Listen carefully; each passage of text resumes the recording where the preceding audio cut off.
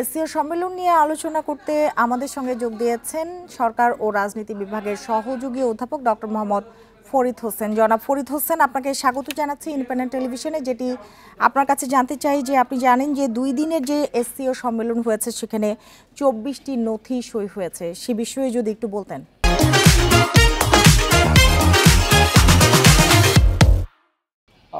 আমাকে যুক্ত করার জন্য অনেক ধন্যবাদ। একটি বিষয় দেখেন, যেটি হলো যে এসওসির যে আমরা যেটিকে বলি, যেটি হলো যে আপনার Eurasian security bloc, Shanghai cooperation organisation, এটি এই সম্মেলন, আমি যদি বলি যে 25th যে সামিট, সেটি খুবই গুরুত্বপূর্ণ এই দিক থেকে, যেটি হলো যে এই সম্মেলনে আপনি যেটি উল্লেখ করেছিলেন যে অনেকগুলো এমওই স্বাক্ষরিত হয়েছে এবং যার মধ্যে বেশিরভাগই কিন্তু ইকোনমিক রিলেটেড, বিশেষ করে ট্রেড কোঅপারেশন, এনার্জি কোঅপারেশন। এবং আরেকটি বিষয় আপনি দেখবেন, যেটি হলো ভ্লাদিমির পুতিন এবং শি জিনপিং, তারা কিন্তু সম্মতি জ্ঞাপন করেছেন, যেটি হলো যে এই কোঅপারেশনের অধীনে তারা তাদের সিকিউরিটি অ্যালায়েন্সকে আরো শক্তিশালী করবে। তবে একটি বিষয়, সেটি হলো যে এই ইকোনমিক যে কোঅপারেশন বা ইকোনমিক যে আপনার রিলেশনশিপ, যেটি আমরা দেখতে পাচ্ছি বিশেষ করে ভারত এবং চায়না, পাশাপাশি রাশিয়ার সাথে, সেটি অদূর ভবিষ্যতে আপনার সিকিউরিটি কোঅপারেশন বা স্ট্র্যাটেজিক কোঅপারেশনকে আরো বেশি আমি যদি বলি, সেটি হলো বৃদ্ধি করবে, এটি নিশ্চিত বলা যেতে পারে। এই যে বললেন যে চীনে ভারত রাশিয়ার বন্ধুত্বকে আরও শক্তিশালী করা এবং আঞ্চলিক সহযোগিতা বৃদ্ধির বিষয়ে কিন্তু মোদি এবং পুতিনের মধ্যে আলোচনা হয়েছে, সেই বিষয়টি জানতে চাচ্ছি যে যুক্তরাষ্ট্রের জন্য এটি একটি মাথা ব্যথার কারণ হয়ে দাঁড়াবে কিনা। একটি বিষয় স্পষ্ট, যেটি হলো যে আপনি যদি দেখেন যে মার্কিন যুক্তরাষ্ট্র, বিশেষ করে চায়না এবং ভারতের মধ্যকার সাম্প্রতিক যে ক্লোজনেস, এটি নিয়ে কিন্তু আনুষ্ঠানিকভাবে তেমন মন্তব্য এখনো করেনি। তবে এটি নিঃসন্দেহে বলা যায়, যেটি হলো যে এই সাংহাই কোঅপারেশন অর্গানাইজেশনের আওতায় আপনি যদি যে সম্মেলন বা যে সংস্থা, সেটিকে আপনি counter two US lead G7 দেখতে পারেন। এবং এটি আমরা যদি দেখি, যেটি হলো যে চীনের নেতৃত্বে 2001 সালে এসসিইউ প্রতিষ্ঠার পর কিন্তু এই যাবৎকালে সবচেয়ে সিগনিফিক্যান্ট আপনার সম্মেলন, মানে আমি যদি বলি যে ইন টার্ম অফ রেমিফিকেশন, এটার কিন্তু সুদূর প্রসারী কনসিকুয়েন্সেস রয়েছে। কারণ আমরা এই সম্মেলনের মধ্যে বিশেষ করে চীন, রাশিয়া এবং ভারতের যে পারস্পরিক সমঝোতা বা তাদের যে অর্থনৈতিক ক্ষেত্রে তাদের যে সহযোগিতার যে আশ্বাস বা সম্মতি, সেটি কিন্তু মাল্টি লিটারালিজম এর একটি ইঙ্গিত দিচ্ছে। অনেকেই আমরা বলে থাকি, সেটি হলো যে এটি কিন্তু আপনি যদি দেখেন, যেটা হলো যে new global security and economic order হতে পারে, যেটি আমেরিকান লিড গ্লোবাল সিকিউরিটি বা গ্লোবাল ইকোনমিক যে অর্ডার রয়েছে, সেটিকে চেঞ্জ করে দিতে পারে। কারণ এক্ষেত্রে আপনি দেখেন, যেটি হলো যে সাম্প্রতিক সময়ে চায়নার সবচেয়ে বড় প্রোঅ্যাক্টিভ ডিপ্লোমেসি কিন্তু এই সম্মেলনের মধ্যে দিয়ে প্রকাশ পাচ্ছে।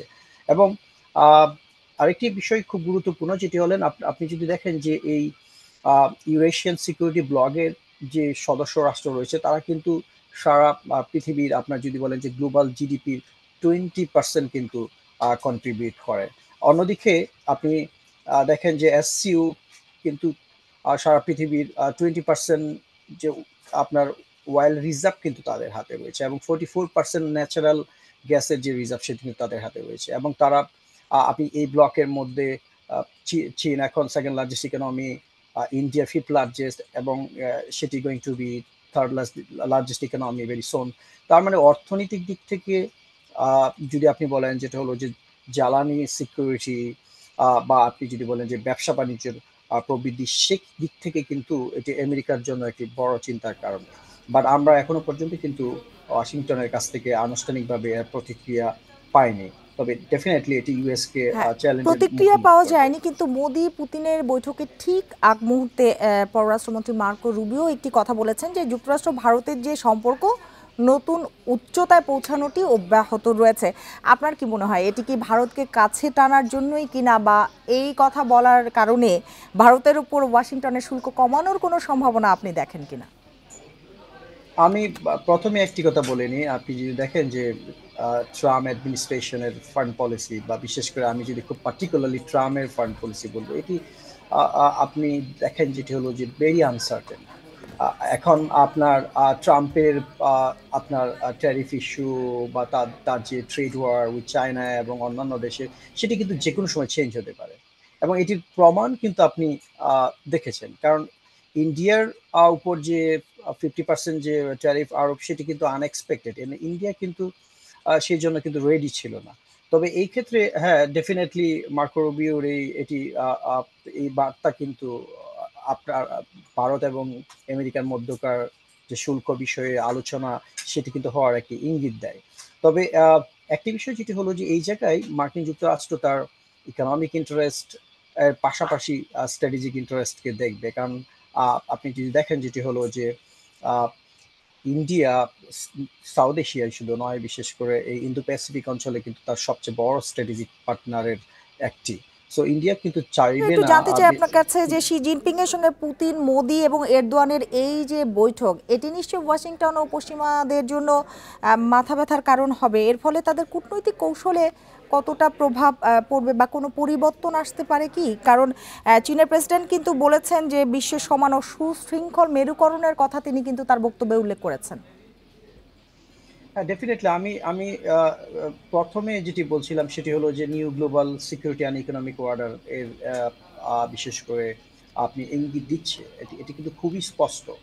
কারণ আপনি যদি বলেন যে three great powers, China, Russia এবং ইন্ডিয়া, ওদের তাদের যদি স্বার্থ অভিন্ন হয়, অর্থনৈতিক স্বার্থ এবং সামরিক স্বার্থ, সে জায়গায় কিন্তু পৃথিবীর মেরুকরণ, বিশেষ করে গ্লোবাল সিকিউরিটি অর্ডার কিন্তু যে কোনো সময় চেঞ্জ হতে পারে। সেই জায়গা থেকে সেই জায়গাটাই কিন্তু মার্কিন যুক্তরাষ্ট্রের সবচেয়ে বড় কনসার্নের জায়গা।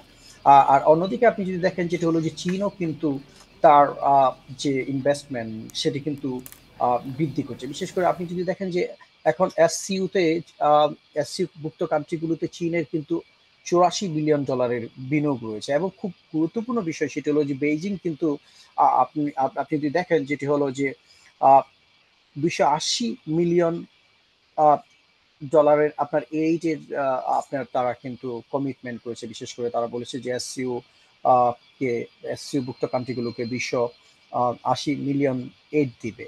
এবং অন্যদিকে এসসিউ ব্যাংকিং কনসোর্টিয়ামের আওতায় কিন্তু 10 বিলিয়ন বা 1.4 বিলিয়ন কিন্তু ডলার দিবে। সো এই জায়গায় কিন্তু চীন কিন্তু বিশেষ করে তার যে ইকোনমিক কোঅপারেশন, বা আপনি যদি দেখেন যেটি হলো যে কনসেশনাল লোন, সেগুলো কিন্তু বৃদ্ধি করছে। সো এই জায়গায় ইকোনমিক ইন্টারেস্টটা কিন্তু সবচেয়ে বড় জায়গা, সেটি আপনি আমেরিকা বলেন, চায়না বলেন, রাশিয়া বা ইন্ডিয়া বলেন। আমার মনে হয় যেটি হলো যে এই জায়গায় আমেরিকা ভার্সেস যদি চায়না বলেন, সেই জায়গায় ইকোনমিক ইন্টারেস্টের জায়গায় আহ, যত বেশি যে তার সহযোগিতা বাড়াতে পারবে, বা তার ইকোনমিক কোঅপারেশন বা কোলাবোরেশন যত বেশি বৃদ্ধি করতে পারবে, তার স্ট্র্যাটেজিক্যালিও কিন্তু সে তত বেশি ইন্ডিয়ার বা সংস্পর্শে, বা ইন্ডিয়ার সাথে তার ক্লোজনেস বাড়বে। কারণ ইন্ডিয়া কিন্তু অন্য কোনো চয়েস নাই। আপনি যদি দেখেন যেটি হলো যে এই মুহূর্তে আহ, তাদের কিন্তু বিকল্প কোনো রাস্তা নেই, বিশেষ করে চীনের সাথে তাদের অর্থনৈতিক সহযোগিতা বৃদ্ধি করা। কারণ এই 50% শুল্ক আরোপের ফলে সত্যিকার অর্থেই ইন্ডিয়ার যে কি ইন্ডাস্ট্রিজ গুলো, সেগুলো কিন্তু হুমকির মুখে পড়েছে। সো সেক্ষেত্রে ক্ষতিগ্রস্ত হবে অনেকটা। জনাব ফরিদ হোসেন, আপনাকে অনেক ধন্যবাদ আমাদের সাথে যোগ দেওয়ার জন্য, আমাদের সময় দেওয়ার জন্য।